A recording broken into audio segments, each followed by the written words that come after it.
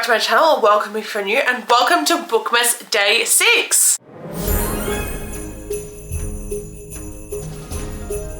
So today we're talking about the 25 books that I want to read in 2025, and I've done this list a little bit differently this year. I normally pick like 24, this year I picked 24, last year I picked 23, etc, etc. This year I've done a little bit differently.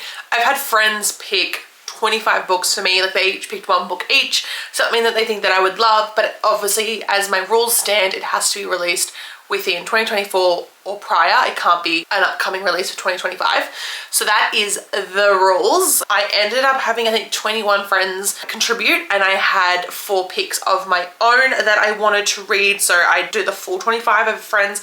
I did want to pick some of my own. There is a ton of different stuff, and I think it'll be good to like sort of challenge me. We're gonna start with The Best of All by Carla Sorensen. This was recommended to me by Haley.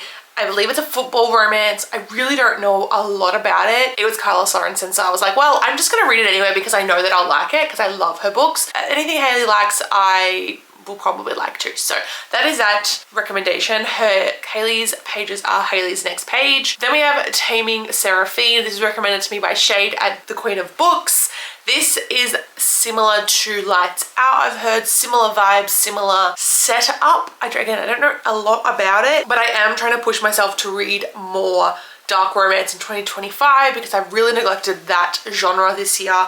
I normally read a lot of it, but this year it didn't happen. Then we have Bourbon and Lies. This was recommended to me by Sammy from Miss Metal Queen Reads.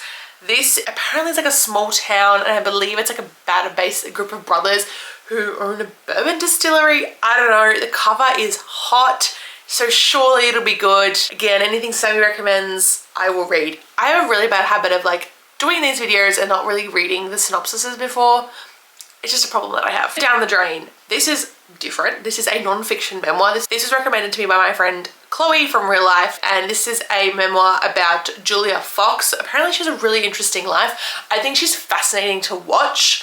I've seen a ton of like interviews with her, and I just really enjoy her as a person. So I'm curious to see what she has to say in her memoir. Next we have Whiskey Business by Elliot Fletcher. This is recommended to me by Celeste Rain. This is a Scottish romance. She's like an out-of-touch actress that comes to their town, and he's a whiskey distiller, and they're forced to work together. So she's going home to where she, I guess, grew up, or where her family comes from, to save the whiskey distillery that her family owns. But this grumpy whiskey distiller that obviously works for the company lives in the house she inherited. So recipe for disaster. But I'm excited. I think it'll be hot. I think it'll be great. Then we have Just for the Summer by Abby Jimenez. This is recommended to me by Kate's Book Rex. I love Caitlin. She's one of my favorite souls. This is another like Abby Jimenez like treasure that a lot of people love. These two people, they meet through a Reddit forum. He has kids, or looking after his sister's kids, something to do with that. There is kids involved, and the person that they date always finds their one after dating them, for both of them. So they're like, let's date and we'll find our persons after dating each other. So that's the plan that they set out, and yeah, I've heard it tackles really deep human experiences in a very good way. So I'm excited. Could it potentially be a top read of next year? I would say probably. I do have to read Yours Truly as well, and Say You Remember Me is coming out. So what's gonna win? I have no idea. We'll find out. Next we have On the Same Page by Haley Cass. This is recommended to me by my friend Jazz, who's also an author. This is an FF romance. I believe it's like a friends to lovers.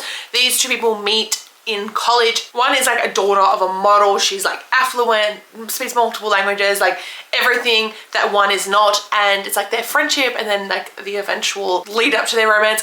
This book has been on my radar since Chandler Ainsley recommended it on her page, and I thought, let's read it. Apparently this is one of the best FF books out there, so I'm excited to read more queer romance this year. So this apparently is fantastic. Then we have What Are the Odds by Maddie Lee. She's a debut Aussie author. This is recommended to me by Georgia at Gia Reads. I believe it's like an Aussie exchange student who goes to America to play hockey, and apparently it's fantastic. Like for a debut novel, it's amazing. Georgia knows the author personally, so I'm like, okay, I'm gonna read it. It's an Aussie author. I really didn't look into it because I was like, well, I'm gonna read it and probably like it anyway. But I thought it's a fun, fresh take. I'd love to see like what she does with this book. Next we have Captive of the Horde King. This is recommended to me by my bestie Taylor from Tay's Tomes. Yeah, it's a monster romance, or like a horde monster romance.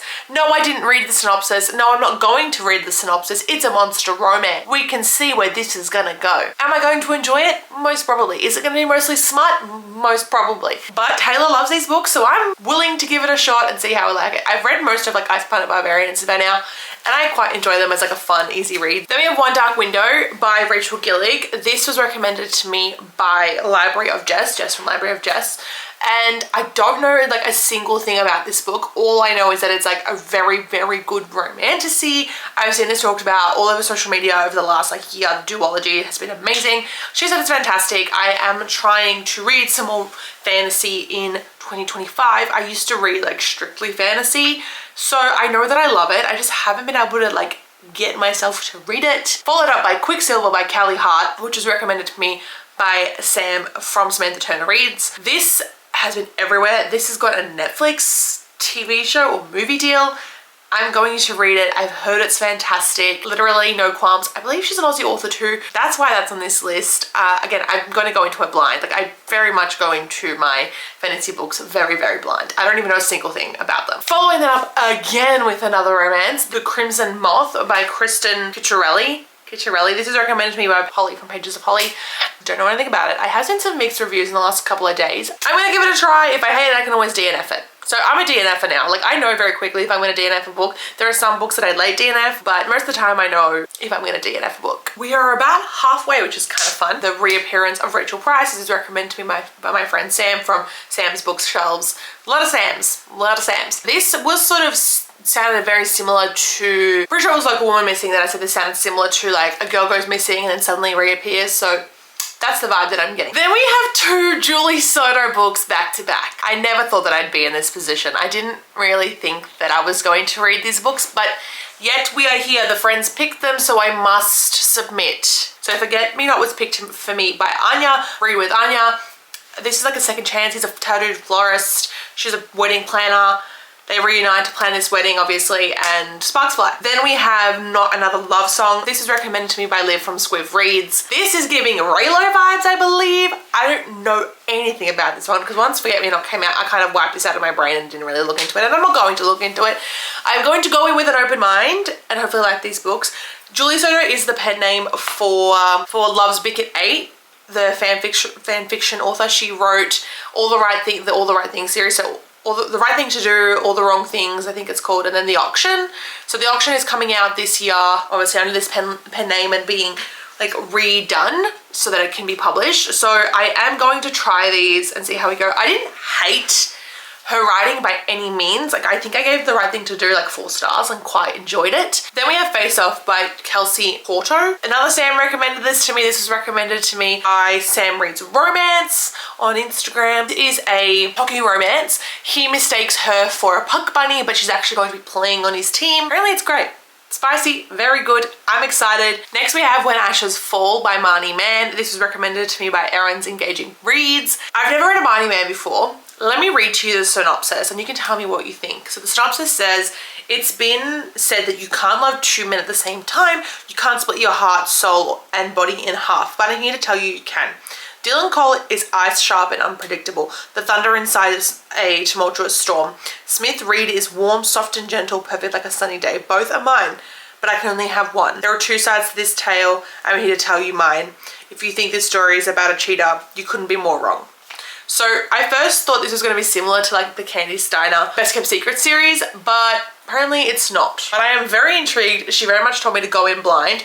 So that's all I know about this book. I'm excited to try something different. I've been wanting to read her like smutty like billionaire series, which I probably will do at some point next year. Okay, next we have Kiss an Angel. This was recommended to me by Nicole from Wandering Chapters. She's like, it's very different, but I think you'll love it. So it's like an arranged marriage, a bit of like an heiress, and he takes her off into like this traveling circus to try and tame her. I don't know what that means. I'm going to read it though because it sounds very fascinating. Not something I've ever read before. This is published along 1996. This book came out before I was even born. So let's see how I feel about it. But she said it's fantastic and she thinks that I'd love it. So I'm going to try it. Then we have Lights Out by Nevesta Allen. Now, if you don't know anything about this book has been everywhere over the last couple of months. This is like a masked man stalker. Like, I think she finds him on like on some sort of like streaming site, is into him, he sneaks into her, he starts sleeping with her with his mask on, and then things change. That's my understanding. I am going to be doing this via audio because I've heard the audio is stellar. This is recommended to me by Taylor Brook. I'm excited. I love Tay. Can't go wrong. So this is going on the list. This is going on the list. Next we have King by S.J. Tilly. This was recommended to me by Kristen at the Literal Gal on Instagram. I don't know a lot about this. The synopsis confused me, so whatever. It's a mafia romance. I DNF'd Nero by this author because I found the FMC just a bit pushover and I wasn't super into it. So I was like, yeah, I'm not gonna read this, but apparently it gets so much better.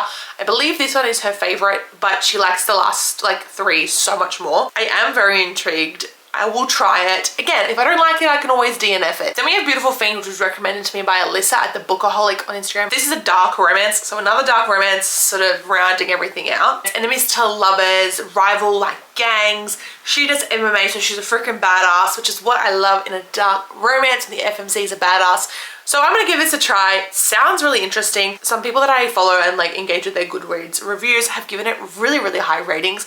So I'm going to check this out and hopefully it's fantastic and gonna fill the void of like what I want in dark romance. That is all of the recommendations I got from friends. Now let me tell you the 4 books that I put on my list and why.